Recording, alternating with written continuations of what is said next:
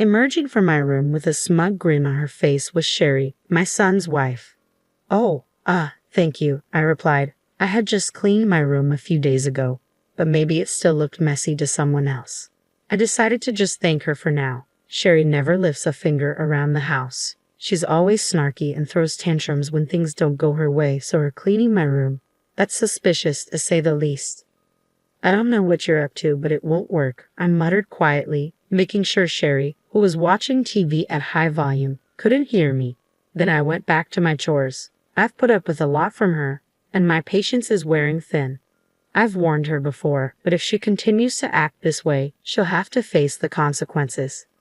My name is Lara, and I'm 73 years old. I met my husband, Frank, at a social event. We were both shy at first, but now we enjoy our evening coffee chats. After we got married, I became pregnant with our son, George. Frank was thrilled and helped me with chores, even though he was clumsy. Once George moved out for work, our lively home became quiet and we felt a bit lonely. Then George brought home Sherry, his then girlfriend. Frank and I thought she was beautiful and well-mannered. Sherry looked dazzling as she sat on the sofa, her long black hair tied up and her back straight. My husband and I talked a lot with Sherry, leaving George alone because he was too nervous to understand what he was saying. We liked her so much that we encouraged George to marry her quickly, which they did. Life got busy again with their honeymoon and moving to a new place, but we enjoyed it. We were disappointed when they decided not to have children, but we understood. We thought peaceful days were ahead, but we were wrong. They kept coming back home for trivial reasons, whether it was a broken air conditioner in the summer or unpaid electric bills in the winter. They'd stay with us but leave all the work to us. At first, we felt sorry for them, but it became increasingly annoying. Frank, who once welcomed them warmly, now gets stressed just seeing them.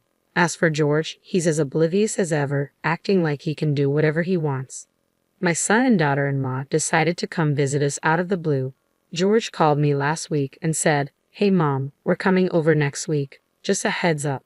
Then he went radio silent, leaving me in the dark about when exactly they'd arrive. Then, just as suddenly, I got a message from Sherry saying, "We'll be there soon, so get ready." I had to scramble to prepare everything. Frank said, "You handle the bedding and clothes. I'll go buy the groceries we're missing. If you could jot down a shopping list, that'd be great." Then he went to change. I thanked him and quickly wrote down the ingredients for tonight's dinner, placing the note on the living room table. Then I started airing up the guest futon. When I returned to the living room, Frank was looking at the note. "Is this everything? If you remember anything else, just text me and I'll pick it up," he said with a smile. I couldn't help but smile back. Just as I was about to get the clothes, I heard a loud voice from the entrance. "Lara, are you there?" Sherry was calling out to me from the front door without even ringing the doorbell. I rushed to open it. "Come on, you knew we were coming. Why did you leave the door open?" Sherry complained as she walked in. Her eyebrows instantly wrinkled in annoyance. "What's the matter? It's rude not to be happy when someone comes to visit," she retorted. I held my tongue and welcomed her in. "Where's George?" I asked, noticing his absence. "Oh, Frank snagged him for grocery shopping," she replied nonchalantly. I was a bit annoyed by her attitude, but decided to let it go and continued with my preparations. Sherry didn't lift a finger to help. She just sat there eating her snacks and occasionally laughing at the TV. After a while, she suddenly stood up and left the living room. I assumed she went to the bathroom and didn't think much of it, but when she returned, she looked pleased. "Lara, your room was a mess, so I cleaned it up for you," she announced. I was taken aback. She had gone into my room without asking. I had questions but decided to thank her anyway. She grinned and plopped back down on the sofa. Just then, Frank and George returned. I had asked Frank to buy quite a lot, knowing that the young couple would be staying for a few days. Frank had apparently enlisted George as his pack mule, and it looked like he had accomplished his mission. Frank handed me the groceries, stepping over a visibly exhausted George, who was still holding bags at the entrance. After saying thanks, I took out what I needed and started putting the rest away in the fridge. "Hey George, stop lounging and bring everything here," Frank called out. George, still sitting by the entrance, looked a bit annoyed but eventually brought in all the bags in a few trips. "Man, I'm beat. Mom, pour me some iced coffee too," George said. "Do it yourself," Frank scolded George again for his whiny tone, but I prepared the coffee with a wry smile. "Welcome back, thank you. Dinner will be ready soon, so just wait a bit." All right, George said as he took the iced coffee and headed to the living room. He sat next to Sherry and gulped down his drink. I continued preparing dinner, but Sherry didn't offer to help. Not that I expected her to. In fact, I'd rather she didn't. She might mess something up. Eventually, dinner was ready and we all ate. It was a simple spaghetti meal, but there were no complaints from George or Sherry, so it was all good. After dinner, the room had that relaxed post-meal atmosphere. Frank and the young couple were watching TV. No conversation, but that's better than the alternative. I left the living room to get their change of clothes. On my way, I ran into Frank, who had just come out of the shower. Should I offer George the shower first? I can go last, he suggested. Oh, you've been out shopping. I can't make you wait, I replied, laughing as I entered the living room to find George dozing off. George, don't sleep here. Go take a shower. Stop nagging, George replied listlessly. I placed his change of clothes on him and handed Sherry hers. Sherry took the clothes but quickly pushed them back with a frown. I liked the ones I wore before. These aren't as nice, she complained.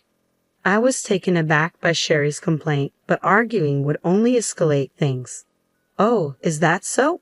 Wait a moment, I said, heading to look for the other clothes. George, uninterested in the whole affair, yawned and headed to the shower. While searching, Frank popped his head in. Do you know where my golf balls are? Aren't they next to the closet where you usually hang your coat and bag? I can't find them, he replied. Puzzled, I watched Frank leave and then returned to Sherry with the new clothes. Ah, this is it. You get what you pay for, she said, satisfied with the replacement. I had bought the clothes when Sherry and I went shopping, specifically for when they stayed over. Sherry had insisted on something expensive, and I had given in. I'll shower next. I don't want to go after an old person, Sherry said, just as I was about to retort. Frank returned, looking concerned. Still can't find them. Sherry, do you know where the bag of golf balls next to the coat closet is? Frank, seemingly at a loss after searching everywhere, decided to ask around, not expecting much of an answer. What he got was a shock. I have no idea what you're talking about. Are you accusing me of stealing? That's terrible. How could you suspect me? Sherry's loud denial left me stunned. Frank tried to explain it was a misunderstanding, but an irate Sherry wouldn't hear it. George, freshly showered, returned, and we all tried to calm her down, but she stormed off to the shower room, still in a bad mood. The living room fell silent, filled with tension. What just happened? George asked, noting that it was rare for Sherry to be this flustered. But why did she really get so angry? I couldn't help but suspect Sherry based on her usual behavior. Come on, Dad, apologize. You're practically accusing her, George said. Before I knew it, George and Frank were arguing. It took me quite a while to break it up. Just then, Sherry returned from her shower, making things even more complicated. Now Frank was the one being grilled by the young couple, but Frank didn't back down, especially when he scolded Sherry for her behavior today. She stormed off to the guest room. George continued to yell, blocking Frank, who tried to follow her. You keep blaming Sherry, but you haven't apologized for suspecting her. You never apologize. That's what I hate about you. Enough, Frank muttered. Do as you please, and he returned to his room. The living room fell silent again. I sighed and headed for the shower. I'm going to bed, George said curtly, heading for the guest room. I stopped him. The guest feed and smells musty, George. Sleep in my room. Sherry's overreaction to Frank's words and the mysterious cleaning of my room had made me suspicious. I decided to let George use my room, which was originally intended for Sherry. Your room? I'm fine with a little mustiness. I'm not a kid anymore, George protested. What if you get pneumonia? See, that's what I mean. Fine, I get it, George replied. Annoyed but giving in, he headed to my room while I glanced at the guest room Sherry was using. She wouldn't know about this exchange, being in a bad mood. If nothing was wrong, that was fine. I planned to prepare the guest room for George tomorrow. George opened the door to my room and went in. Whoa, what they?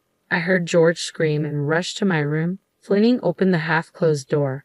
I turned on the light and was speechless. George was in the room, clutching his leg in pain, surrounded by a scattering of golf balls. The golf balls Frank had been looking for were strewn all over my room. In the pitch-black room, George must have stepped on them. Of course he did. Who would ever think there'd be golf balls scattered all over the room? George lost his balance, stepping on one, and tried to regain it, but ended up putting his weight in the wrong place and fell hard.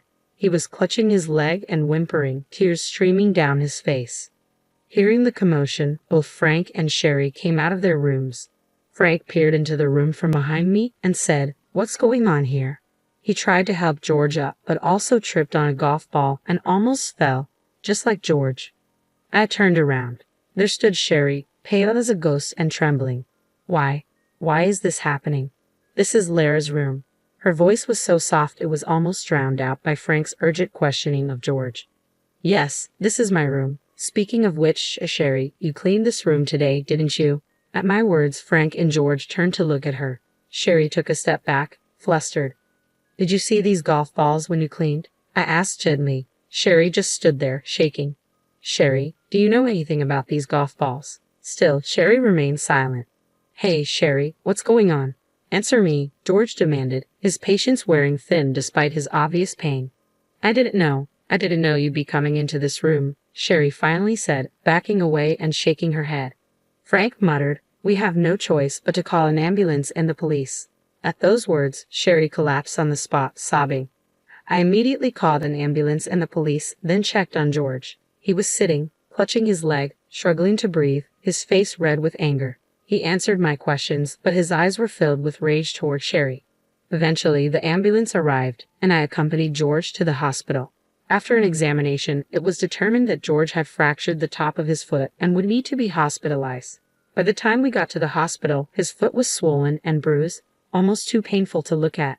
The nurses and doctors advised reporting the incident to the police, clearly displeased with the situation. I agreed and stepped out to call Frank. He answered and informed me that the police had arrived and were currently taking statements. The call was then handed over to the police officer, who expressed a desire to hear the full story later, to which I agreed. According to Frank, Sherry was just sitting on the floor, unresponsive to anyone or anything. After hanging up, I returned to George's hospital room, received instructions for his hospital stay, and decided to go home to gather some essentials. When I arrived back home, there was a crowd gathered around, making it difficult to get inside. Finally, inside, Sherry immediately started to lash out. "Why wasn't it you? Why did George go into that room? If you had gone in, none of this would have happened to George." Breaking free from the police officer's restraint, Sherry lunged at me. "It should have been you. You're already old. If you had fallen, this house and this land would have been mine." Despite efforts from Frank and the police, Sherry continued spewing hateful words with a ferocity that felt like she could physically harm me. She was eventually pulled away and arrested. Suddenly silent, as if a switch had been flipped, she was escorted out of the house by the police, drawing the attention of many onlookers. Left behind, Frank and I stood there stunned, watching the whole sequence of events unfold. We were snapped back to reality by the police officer. I briefly answered their questions and then headed back to the hospital with the essentials George needed. When I arrived at his hospital room, no nurses or doctors were around. Upon hearing about the situation at home, George, who had momentarily forgotten about his severe injuries, started to make a commotion. A nurse rushed in, and together we managed to calm him down. "I've been suspicious of her for a while," George began. "The way she sometimes looks at Mom bothers me. I've been meaning to say something." Despite his words, I had never sensed any such concern from George before, nor did it seem like he had noticed anything alarming.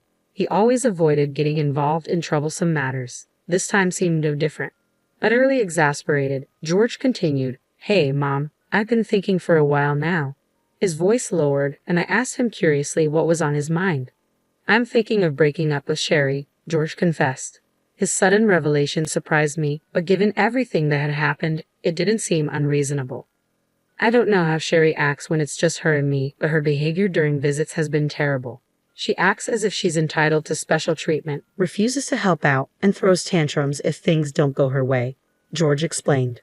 "We've never liked her, but we never thought about forcing me to divorce her. We've never been fans of her behavior, that's for sure, but that doesn't mean we ever considered pushing me to divorce her. We never asked you were frank about Sherry, and it felt wrong to even consider it. After all, I'm an adult and it's not your place to meddle in my marriage," George said. "Frank and I have even talked about staying out of it if George doesn't say anything. But now George is coming to us for advice on divorce." I was at a loss for words. Mom, she's always been so harsh with you, and she's been rude to Dad too. I can't take it anymore, George exclaimed. It was then that I felt something was off. Sure, Sherry had never hidden her disdain for me. She didn't even try. I assumed she acted the same way when it was just her and George. However, she was indifferent to Frank. Frank is a gentle soul, but not much of a talker. He has a stern face, which is probably why I rarely saw them talking since they got married. So it felt odd when she got flustered after Frank asked about the golf ball incident. She usually gave cold replies, but this time she raised her voice. Do I have to pay alimony if we divorce? And there are hospital bills too. Can you help, Mom? George asked suddenly. That's when it clicked. George had been trying to butter me up for this very reason. It's heartbreaking, but George is my flesh and blood. I can read his expressions and gestures. I know what he's thinking. I've always found him adorable and couldn't help but meddle. But ever since he hit puberty, he's found it annoying. Like Sherry, George also resents us, but he's playing the good son for the sake of money. Hey George, what happened to the money for the car you said you were going to replace the other day? I recalled. When our son and his wife were visiting, he mentioned getting a new car and needing some financial help because it was pricey. Obviously, if he mentioned this in front of Frank, he'd be met with opposition, so he discreetly came to me. I couldn't refuse my dear George, so I gave him the full amount. However, the car he drove home in was the same one he had before. So you haven't bought it yet. If that's the case, you can use that money for the hospital bills. It might not cover alimony, but it'll help. But then, what about the car? You can save up again once you're better. We all have our own lives, you know. You're old enough to figure things out yourself, I said, feeling frustrated. I was dumbfounded that George still expected financial help from us at this point. After saying my piece, I left the hospital. Truthfully, I knew George had been squandering the money I gave him. Sherry had informed me, though she was clearly benefiting from it too. I've always worried and intervened in his affairs, but it seems it has backfired. I saw this as an opportunity to confide in Frank. After hearing me out, Frank disclosed, I've been meaning to talk to you about this. He revealed he had recently lost his job and was in considerable debt.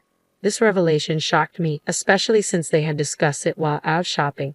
At that point, there was nothing more to say to George. Frank and I made the decision to disown him. Some time has passed since then. Sherry is now in prison after being convicted, and it appears she initiated the divorce from George before the trial began. Later, I heard it was because George had started withholding money from her until he stopped altogether. This revelation left me horrified, especially knowing what she did in my room, hoping it would bring her more money. As for George, he seemed to embrace the idea of divorce when Sherry suggested it, ultimately agreeing. He isn't burdened much by alimony, but is drowning in the debt he created. Of course, the money for the car had long been squandered. We covered his hospital bills, but he's diligently working to pay off his other debts. It's a pathetic situation, but it's the consequence of his lifelong dependency. I hope he learns from this.